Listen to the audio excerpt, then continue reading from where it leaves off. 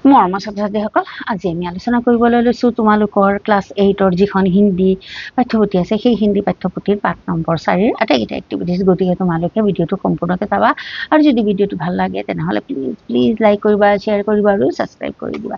তো পাঠ নম্বৰ 1ৰ পৰা পাঠ নম্বৰ 3 লৈকে মই আটাইকেইটা ভিডিঅ' আপলোড কৰিলোঁ। তোমালোকে যদি চোৱা নাই তেনেহ'লে প্লে'লিষ্টত গৈ চাব পাৰা। আৰু এতিয়া মই নেক্সট 4 নম্বৰ চেপ্টাৰটো চাওঁ ব'লা। तो 4 नंबर चैप्टर আমাক দিছে জলাশয় के किनारे कुहरी थी। তো এইটো যিটো কবিতা আছে ইমান ধুনীয়া কবিতা, তোমালোকে এই কবিতাটো মোৰ চেনেলত গৈ চাব পাৰা। এটা সৰু ভণ্টিয়ে ধুনীয়াকৈ কবিতাটো আবৃত্তি কৰিছে, তোমালোকে চাব পাৰা আৰু তাৰ পৰা শিকিব পাৰিবা। তো ঠিক আছে, এতিয়া চোৱা পাঠ নম্বৰ 4 আটাইকেইটা এক্টিভিটিজ।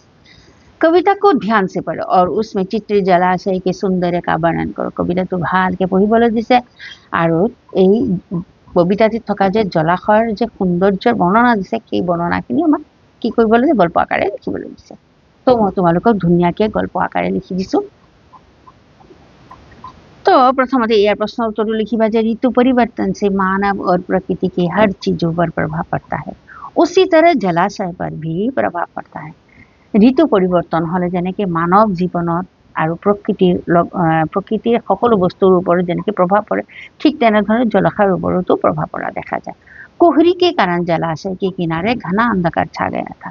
কোহৰি মানে কুঁৱলীৰ কাৰণে জলাশয়ৰ ওচৰে পাজৰে একেবাৰে আন্ধাৰ হৈ গৈছে। आम के डाले पानी पर आकर अंधकार का डेरा बना दिया था। हरे नीले पत्तों से सारे जलाशय का सौंदर्य बदल गए। মানে সেউজীয়া পাতৰ বাবে জলাশয়ৰ ওচৰৰ পাজৰৰ সৌন্দৰ্যটো আৰু যেনেকৈ কি কৰিছে, সৌন্দৰ্যটো আৰু জিলিকি দিছে। तो ताड़ और नारियल के पेड़ भी जुगनू के साथ क्रम से हिल हिलकर जलाशय के सुनसान किनारे को और गहन बना दिया था। तो তোমালোকে এই প্ৰশ্নৰ উত্তৰটো ইমানখিনি লিখিবা, গহন বনা দিয়া থা, এইখিনি লিখিলে হৈ যাব। তাৰপিছত চোৱা নেক্সট প্ৰশ্নটো। तो 2 নম্বৰ প্ৰশ্ন আছে জলাশয় के किनारे कुहरी थी कविता का भावार्थ अपने शब्दों में लिखा। এইটো যেটো আগতে যিখিনি লিখিছো সেইখিনি অলপ ডাঙৰ হ'ব, কিয় কাৰণে সেইটোতো মই একেবাৰে থুলমূলকৈ লিখিছো, এতিয়া অলপ মানে বহলাই লিখিব লাগিব তাৰ ভাৱাৰ্থটো। তো গতিকে তোমালোকে এইখিনি ধুনীয়াকৈ লিখি ল'বা, ঠিক আছে। তোমালোকে বানান কিন্তু ভুল নকৰিবা, বানান ভুল কৰিলে গোটেইখিনি লিখা তোমালোকৰ ব্যৰ্থ হৈ যাব। বানান কেতিয়াও ভুল নকৰিবা, বাৰে বাৰে তোমালোকে ভিডিঅ'টো চলাই বাৰে বাৰে চাবা আৰু ধুনীয়াকৈ তোমালোকে একেবাৰে শুদ্ধকৈ লিখি ল'বা। तो 2 নম্বৰ প্ৰশ্নৰ উত্তৰটো প্ৰথমতে তোমালোকে লিখিবা যে कवि सूर्यकांत त्रिपाठी निराला जी ने इस कविता में एक जलाशय को केंद्र बनाकर उसके चारों ओर हो रहे प्राकृतिक गतिविधियों का सुंदर वर्णन किया है। তাৰ মানে सूर्यकांत त्रिपाठी निराला जीয়ে জলাশয়ৰ ওপৰত কেন্দ্ৰ কৰি আৰু সেই ওচৰে পাজৰে বা প্ৰাকৃতিক যিটো মানে হেৰি হয়, মানে प्राकृतिक गतिविधियों का सुंदर মানে সেই জলাশয়ৰ ওপৰত কেন্দ্ৰ কৰি তাৰ ওচৰে পাজৰে एकदम प्राकृतिक सौंदर्य धुनिया वर्णना करिছে।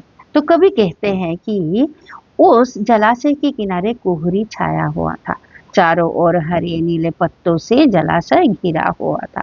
जलाशय के पानी पर आम की डाल आकर लटकी हुई थी, चारों ओर अंधकार छाई हुई थी, किनारे बिल्कुल सुनसान थे और जुगनू का एक दल आकर यहाँ वहाँ चमकने लगा। তাৰপিছত লিখিবা उस समय पवन अपने साथ सुगंध लिए बहने लगा।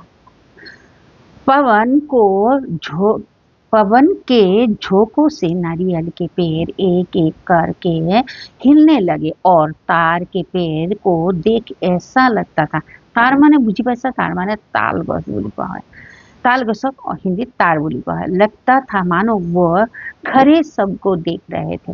पपीहा छिप कर पुकार रहा था, सियार मुक्त मन से इधर उधर घूम रहा था।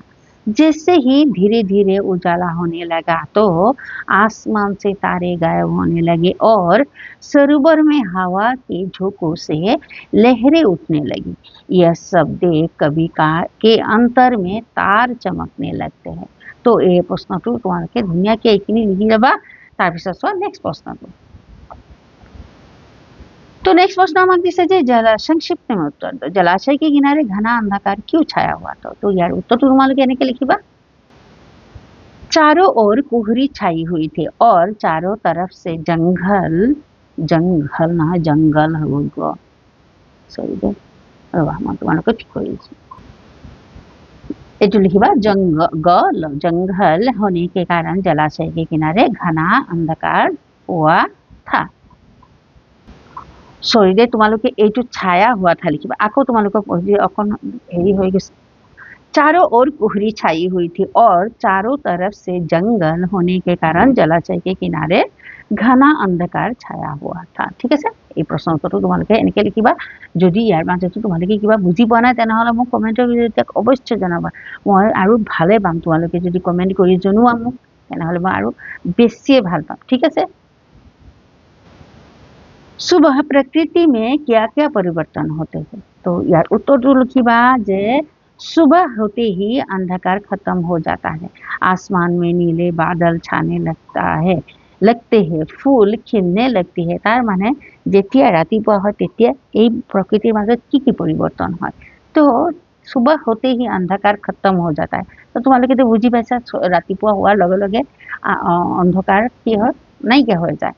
आसमान में नीले बादल छाने लगते हैं माने आकाशत नीला रंगर डावर की হয় দেখা পোৱা যায়।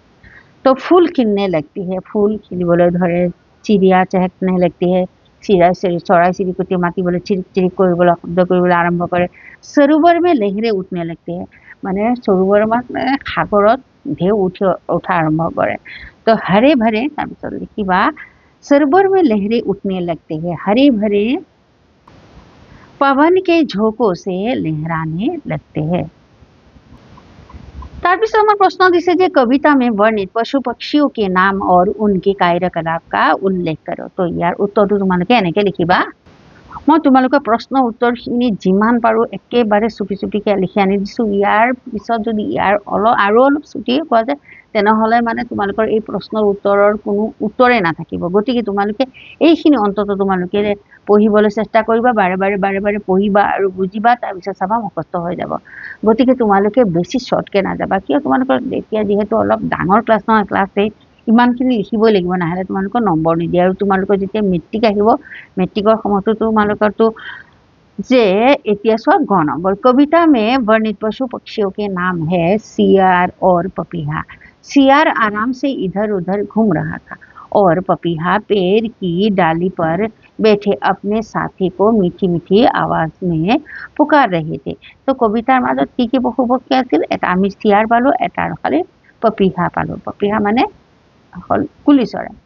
तो सियार आराम से इधर उधर घूम रहा था माने এই কবিতাতে আমি শিয়ালে কি কৰিছে ইপিনৰ পৰা সিপিনে কি ঘূৰি আছে, আৰামছে ঘূৰি আছে। আৰু কি কৰিছে কুলি চৰাইয়ে কি কৰিছে তাৰ গছৰ ঢালত বহি বহি তাই কি কৰিছে তাৰ নিজৰ লগৰীয়াক মাতি আছে মিঠি মিঠি আৱাজ মানে মিঠা মিঠা আৱাজ। তো ঠিক আছে এতিয়া চোৱা ঘ নম্বৰ প্ৰশ্নটো।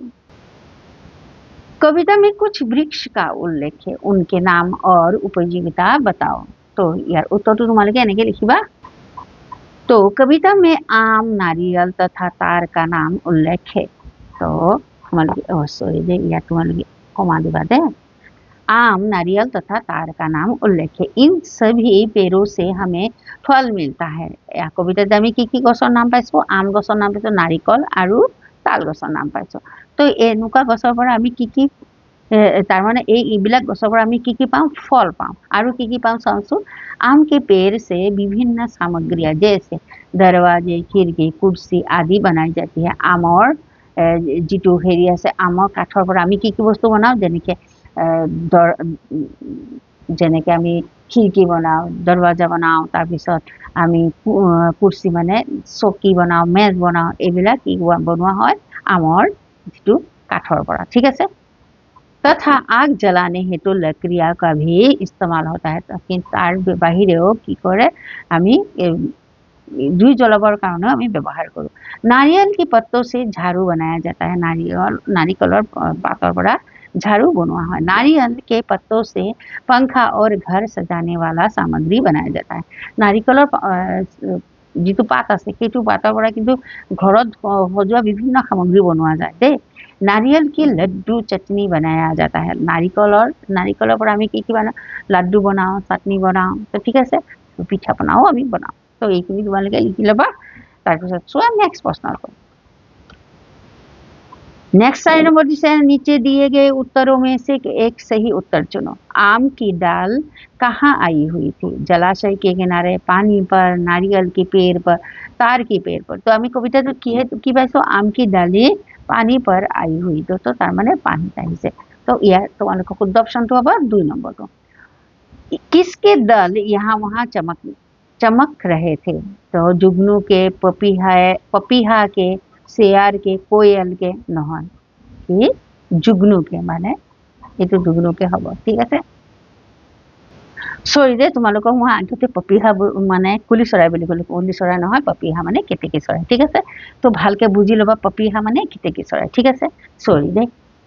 তো গ নম্বৰ যে মানে মোৰ অলপ মানে ডিষ্টাৰ্ব হৈ আছে, গাটো বেছি ভাল নহয়, কাৰণ মোৰ কেইদিনমান আগত আকৌ অপাৰেশ্যন হৈ গ'ল। আকৌ আৰু এটা কিবা অপাৰেশ্যনৰ কাৰণে এবাৰ হেৰি হৈ আছে, সেইকাৰণে মানে গাটো বেয়া আছে। গতিকে অলপ কেতিয়াবা উল্টা পুল্টা হৈ যায়, তোমালোকে মেনেজ কৰি ল'বা। মই তোমালোকে কেতিয়াও ভুল বুলি শিকাব নিবিচাৰোঁ, কিন্তু কেতিয়াবা যদি হৈ যায় তেনেহ'লে মোক আৰু তোমালোকৰ যদি কিবা বুজিব পোৱা নাই বা কিবা আছে তেনেহ'লে মোক অৱশ্যে কমেণ্ট কৰিবা। তোমালোকে একো খোকোজা নকৰিবা যে কমেণ্ট কৰিলে মেমে বেয়া পাব পাৰে বা কিবা নহয়, একো নহয়। তোমালোকে কমেণ্ট কৰিলে মই আৰু বেছিকৈ ভাল পাম। গতিকে তোমালোকে কমেণ্ট কৰিবা, কিবা নুবুজিলে কমেণ্ট কৰিবা। আৰু তোমালোকে এইটো যে মই শিকাই দি আছোঁ, এইটো যে ভিডিঅ' বনাইছোঁ, তোমালোকৰ এই ভিডিঅ'টো কেনেকুৱা লাগিল বা এই ভিডিঅ'টো তোমালোকে ক'ৰ পৰা চাইছা সেইখিনি তোমালোকে মোক জনাবা। ঠিক আছে, तो लहरें कहाँ उठ रही थी? तो या तुम्हारे नदी में, जलाशय में, आकाश में, सागर में। तो नदी में, लहरें में कहाँ उठ रही थी? सागर में। ये 4 নম্বৰটো শুদ্ধ হ'ব। ঠিক আছে, এতিয়া 5 নম্বৰ পূৰ্ণ বাক্যময় উত্তৰ। দেখো কুহাসা কাহা ছায়া হোৱা থা। তাৰপিছত দিছে ক নম্বৰ। এই তোমালোকে এই প্ৰশ্নৰ উত্তৰটো প্ৰথমতে লিখিলোঁ, তাৰপিছত খ নম্বৰ। তো প্ৰথম 5 নম্বৰ প্ৰশ্নৰ উত্তৰটো তোমালোকে কুহাসা কাহা ছায়া हुआ था, ইয়াৰ উত্তৰটো লিখিবা কুহাসা জলাশয় के किनारे छाया हुआ था। তাৰপিছত চোৱা নেক্সট প্ৰশ্নটো। তো নেক্সট প্ৰশ্ন দিছে হাৱা में किसकी सुगंध मिली हुई थी? তো ইয়াৰ উত্তৰটো তোমালোকে এনেকৈ লিখিবা হাৱা में जंगल की सुगंध मिली हुई थी। ঠিক আছে, এতিয়া চোৱা নেক্সট প্ৰশ্নটো।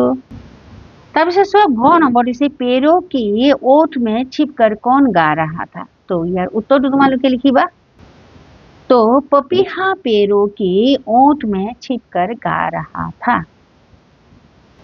তাৰপিছত প্ৰশ্ন দিছে तार कब छिप गए? तो यार उत्तरটো লিখিবা যে सुबह होते ही तार छिप गए। ঠিক আছে, এতিয়া চোৱা নেক্সট প্ৰশ্ন দিছে तारा कहाँ चमकने लगा? तो यार उत्तरটো লিখিবা कवि के अंतर में तारा चमकने लगा। ठीक है, तो नेक्स्ट प्रश्न दिसे जे आपात के आसपास ऋतु परिवर्तन से मानव जीवन पर गहरा असर पड़ता है। इस कथन पर 5 पंक्तियां लिखो। तो या तुम्हारे কি কৰিছে ঋতু পৰিৱৰ্তনৰ লগে লগে মানুহৰ জীৱনত কেনেকুৱা প্ৰভাৱ পৰে। তো ইয়াৰ উত্তৰত তোমালোকে এনেকৈ লিখিবা নহয় সৰি দে ঋতু পৰিৱৰ্তনৰ লগে লগে মানুহৰ জীৱনত बहुत गभीर प्रभाव पड़े। ठीक है, बहुत गभीर प्रभाव पड़े। ठीक है, तो इस कथन पर 5 पंक्तियां लिखो। तो एक कथार ऊपर केइटामान वाक्य लिखिब লৈছে। तो तुम्हारे एनेके लिखिबा प्रथमते लिखिबा मनुष्य का जीवन प्रकृति के ऊपर निर्भर करता है, क्योंकि मनुष्य की जरूरत की सभी चीजों उसे जैसे वायु, अनाज, लकड़ी आदि वनों से ही मिलती है। মানুহৰ জীৱন প্ৰকৃতিৰ ওপৰত পুৰা নিৰ্ভৰশীল। মানুহৰ জীৱনটো প্ৰকৃতিৰ ওপৰত নিৰ্ভৰশীল, কাৰণ মানুহৰ সকলো বস্তু জীৱনত মানে দৰকাৰী বস্তু সেই গোটেইখিনি আমি কি প্ৰকৃতিৰ ওপৰতে আমি পাওঁ। আমি প্ৰকৃতিৰ পৰাই পাওঁ। যেনেকৈ ধৰা বায়ু, তাৰপিছত খাবলৈলগীয়া খাদ্য, তাৰপিছত ঘৰ বনাবলগীয়া আৰু ঘৰ বনাবলগীয়াৰ কাৰণে কি হয় কাঠ। গতিকে সকলো বস্তুৱে আমি কি প্ৰকৃতিৰ পৰাই পাওঁ। तो इस वनों पर जब ऋतु का प्रभाव यानी ग्रीष्म, वर्षा, शरद, हेमंत, शीत और वसंत का प्रभाव पड़ता है, बसंत का पड़ता है, हाँ, का प्रभाव यानी ग्रीष्म, वर्षा, शरद, हेमंत, शीत, वसंत का पड़ता है तो सारे प्रकृति में बदलाव आ जाता है। साथ मनुष्य का रहन सहन, खान पान, चिंता, विचारों में परिवर्तन आ जाता है।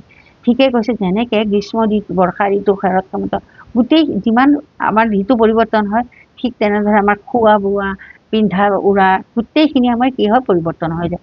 যেনেকে ঠাণ্ডা দিনত আমি কি খাওঁ, ঠাণ্ডা দিনত আমি গৰম বস্তু খাওঁ, গৰম দিনত আমি ঠাণ্ডা বস্তু খাওঁ, আকৌ পিন্ধিবলৈ আমি কি কাপোৰ পিন্ধো, এতিয়া যেতিয়া গৰম দিন তেতিয়া আমি পাতল চাতল কটনৰ কাপোৰ পিন্ধো, কিন্তু যেতিয়া আমাৰ ঠাণ্ডা দিন আহে তেতিয়া আমি কি পিন্ধো, ঠাণ্ডাৰ যেনেকৈ ऊনৰ কাপোৰ পিন্ধো।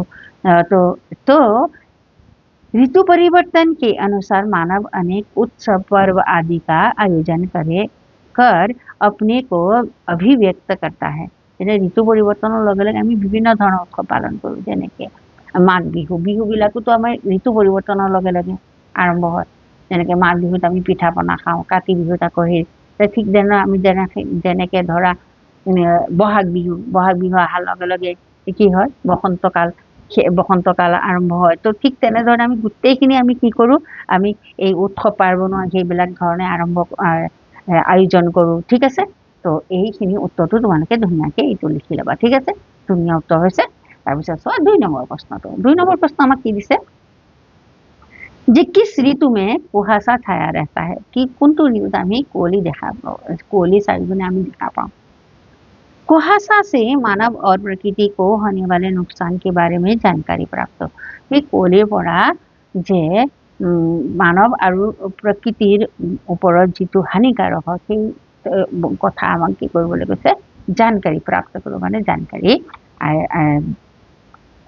ল'বলৈ কৈছে। তো কুহাসা শীত ঋতু में छाया रहता है। কুহাসা আমি শীত ঋতুত কি হয়, কুহাসা আমি মানে কুঁৱলী দেখিবলৈ পাওঁ বা কুঁৱলীৰ চাৰিওপিনে আমি हेरी पर। तो कुहासा से मानव और प्रकृति को होने वाले नुकसानों में पानी की कमी, फसलों की हानि, जलवायु परिवर्तन और जलवायु आपत्तियों का बढ़ता खतरा शामिल है। ठीक है, আকৌ তোমালোকৰ প্ৰশ্নৰ উত্তৰটো মই ধুনীয়াকৈ কৈ দিছোঁ। कुहासा शीत ऋतु में छाया रहता है। कुहासा से मानव और प्रकृति को होने वाले नुकसानों में पानी की कमी, फसलों की हानि, जलवायु परिवर्तन और जलवायु आपत्तियों का बढ़ता खतरा शामिल है। ठीक है, नेक्स्ट प्रश्न। तो 3 नंबर से तुम्हारे परिचित जलाशय के किनारे क्या क्या देखने को मिलता है, पर्यवेक्षण करो और अपने अनुभव साथियों के साथ बाटो। तो তোমালোকে জলাশয়ৰ ওচৰত কি কি পৰিৱৰ্তন দেখিবলৈ পাইছা সেইটো তোমালোকে সংগ্ৰহ কৰি সেইটো তোমালোকে চাই আৰু তোমাৰ নিজৰ লগৰীয়াৰ লগত কি কৰিবলৈ কৈছে সেইখিনি ভাৱ প্ৰকট কৰিবলৈ কৈছে। তো ঠিক আছে, তো এইটো তোমালোকে নিজে কৰিবা 3 নম্বৰটো। তাৰপিছত नेक्स्ट प्रश्नটো। তাৰপিছত 4 नंबर से जलाशय के किनारे कुहरी कविता के बदले ये आदेश शाम पर एक कविता लिखना पड़े तो तुम कैसे लिखोगे। निम्नलिखित पंक्तियों के आधार पर सोचो। अचानक बोला मोर, जैसे किसी ने आवाज दी, सुनते हो। चिलम अंधी, धुआं उठा, सूरज डूबा, अंधेरा छा गया। तो सर्वेश्वर दयाल सक्सेना। तार माने তোমালোকে এই জলাশয় के किनारे कुहरी थी এই কবিতাটো আমি কি পাইছো যে ৰাতি আৰু ৰাতিপুৱাৰ সেই বৰ্ণনাটো দেখা পাইছো। তো ইয়াত তোমালোকে কৈছে যে যদি আবেলি বৰ্ণনা কৰি আবেলিৰ ওপৰত তোমালোকে যদি কবিতা লিখিবলগীয়া হয় আৰু এইটো ওপৰত এইখিনি যিটো টপিক দিয়া আছে এইখিনিৰ ওপৰত ভিত্তি কৰি তোমালোকক আবেলিৰ ওপৰত এটা কবিতা লিখিবলৈ দিছে। তো তুমি कैसे लिखोगे, তেতিয়া তোমালোকে কেনেকৈ লিখিবা বুলি কৈছে। আৰু এইখিনি যিখিনি তোমালোকক দিয়া আছে এইটো টপিকৰ ওপৰত ভিত্তি কৰি এইখিনি তোমালোকৰ पंक्ति के आधार पर सोचो। निम्नलिखित पंक्ति के आधार पर सोचो। তাৰ মানে এইখিনি যিখিনি টপিক দিয়া আছে এইখিনিৰ ওপৰত তোমালোকে ভিত্তি কৰি সেই কবিতাটো লিখিবলৈ কৈছে। তো এইটো তোমালোকে নিজে লিখিবাচোন, চাওঁ। যদি লিখিব নোৱাৰা তেনেহ'লে মোক কমেণ্ট কৰি জনাবা। মই তোমালোকক অৱশ্যে এটা সৰু ভিডিঅ'ৰ ৰূপত তোমালোকে এইখিনি লিখিব পাৰিম দিম। ঠিক আছে, দিমে তোমালোকে মোক কমেণ্ট কৰিবা। তো তোমালোকে কমেণ্ট নকৰিলে মইতো নাজানিম নহয়, তোমাৰ মনটো ভাবিম তোমালোকে কমেণ্ট কৰা নাই, কাৰণ তোমালোকে পাৰিবাই। তো তোমালোকে কমেণ্ট কৰিলে এজনে মানুহে যদি কমেণ্ট करे তেনেহ'লে মই তোমালোকক দিম।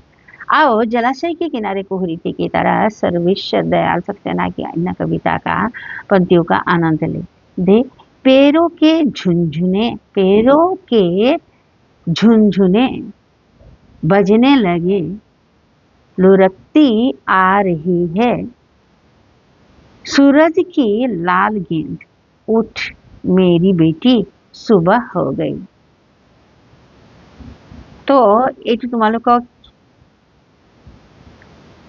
তোমালোকৰ এই যে सर्वेश्वर दयाल सक्सेनार आन এটা कविता তোমালোকক ইয়াত দিয়া আছে, এইটো তোমালোকে পঢ়িবলৈ দিছে যে पेड़ों की झुनझुने बजने लगे, लुढ़कती आ रही है सूरज की लाल गेंद, उठ मेरी बेटी सुबह हो गई।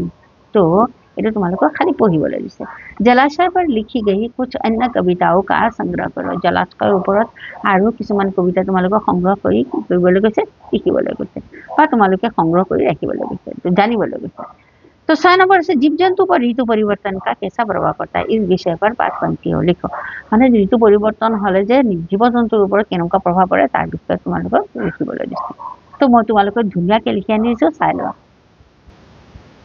तो 6 नंबर प्रश्न उत्तर लिखा, मनुष्य की तरह जीव जंतु पर भी ऋतु परिवर्तन का प्रभाव पड़ता है।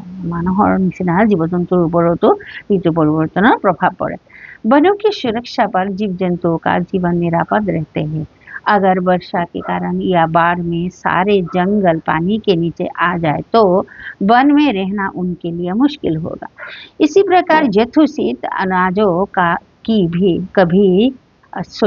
यथोचित अनाजों की कमी के कारण सभी प्राणियों को इधर से उधर खाने या निवास के खोज में जाना पड़ेगा। ऋतु परिवर्तनों के साथ साथ जो बदलाव होता है उसी के अनुसार जीव जंतु का भी खाद्याभ्यास, निवास स्थान आदि का भी बदलाव होता है। ठीक है, तो এই প্ৰশ্নৰ উত্তৰটো তোমালোকে ধুনীয়াকৈ ইমানখিনি লিখি ল'বা। ঠিক আছে,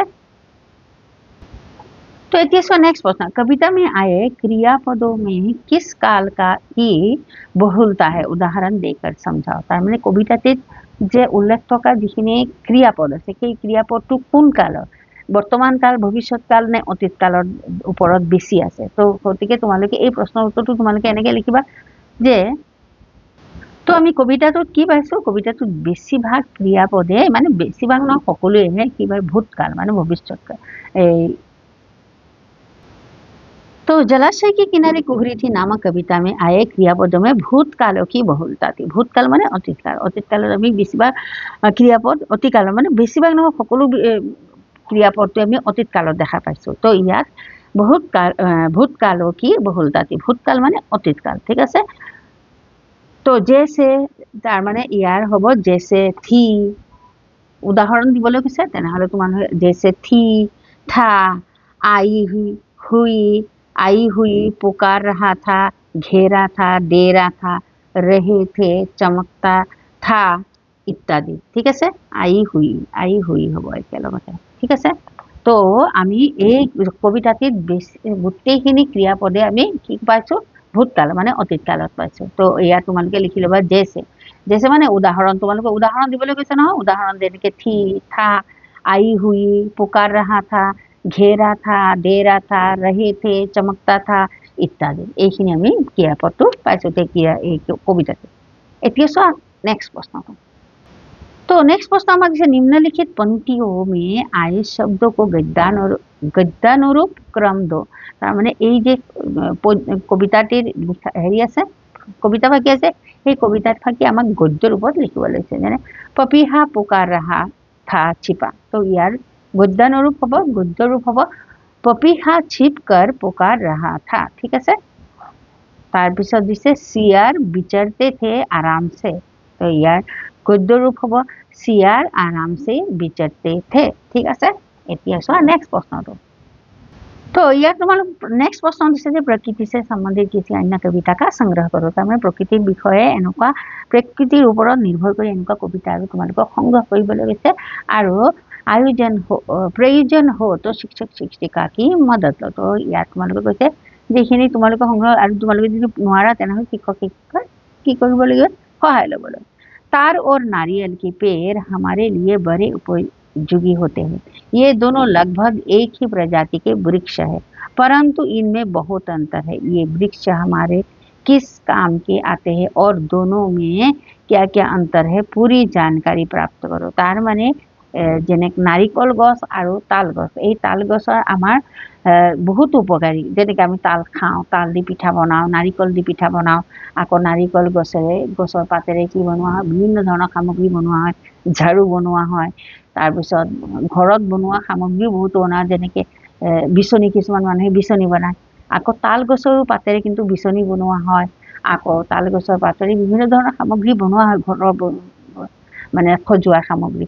तो ये वृक्ष हमारे किस काम आते हैं और दोनों में क्या क्या अंतर है पूरी जानकारी। तार ভিতৰত সিহঁতৰ দুজনৰ মাজত কি কি অন্তৰ আছে এইখিনি তোমালোকক লিখিবলৈ কৈছে। তো এইটো তোমালোকে ইম্পৰ্টেণ্ট নহয়, যদি তোমালোকে ভাবা ইম্পৰ্টেণ্ট হয় তেনেহ'লে মোক জনাবা, মই কমেণ্ট কৰি তোমালোকক এটা সৰু ভিডিঅ' ৰূপত তোমালোকৰ এই প্ৰশ্নৰ উত্তৰটো লৈ আহিম। ঠিক আছে, এতিয়া আমাক দিছে যে आओ पाठ में आए कुछ शब्द के अर्थ जाने। कोहरी, कोहरी माने कोहरा या कुहासा। जलाशय, जल से पूर्ण स्थान जैसे तालाब, सरोवर, पोखर आदि। डेरा, डेरा रहने का स्थान। जुगनू, जुगनू यानी खुद्दुत, अपने शरीर से प्रकाश निकलने वाला एक कीड़ा। परिमल, परिमल यानी सुगंध। मलय, वायु, पवन, हवा। दम के, चमकने लगे। तार, तार के पेड़। सियार, सियार गीदड़। विचरते थे, घूमते थे। लहर, तरंग, ताक रहे थे, देख रहे थे। ठीक আছে, এতিয়া তোমালোকৰ এইটো চেপ্টাৰৰ মই আটাইকেইটা এক্টিভিটিছ আলোচনা কৰিবলৈ চেষ্টা কৰিছোঁ। ইয়াৰ মাজতো তোমালোকে যদি কিবা বুজি পোৱা নাই বা তোমালোকৰ কিবা লাগে ইয়াৰ পৰা, তোমালোকে মোক কমেণ্টৰ জৰিয়তে জনাবা, মই তোমালোকক দিবলৈ অৱশ্যই চেষ্টা কৰিম। তো মৰমৰ ছাত্ৰ ছাত্ৰীসকল, আজিৰ ভিডিঅ'টো ইমানতে শেষ কৰিছোঁ।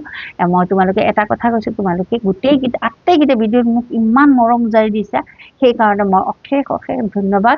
আৰু যিসকলে মোৰ চেনেলটো ছাবস্ক্ৰাইব কৰিছে তেখেতসকলৰ কাৰণে মই হাত জোৰ কৰি নমস্কাৰ জনাইছোঁ, আৰু যিসকলে মোৰ চেনেলটো ছাবস্ক্ৰাইব কৰা নাই তেখেতসকলক ছাবস্ক্ৰাইব কৰিবলৈ অনুৰোধ জনাইছোঁ। তো থেংক ইউ ভেৰি মাছ। তো আজিৰ ভিডিঅ'টো ইমানতে শেষ। তো নেক্সট এটা ভিডিঅ'ত আকৌ তোমালোকৰ লগত দেখা হ'ব। তেতিয়ালৈকে ভালে থাকিবা, সুস্থ থাকিবা, আৰু অৱশ্যেই কিন্তু বহি থাকিবা দেই। তো বাই বাই।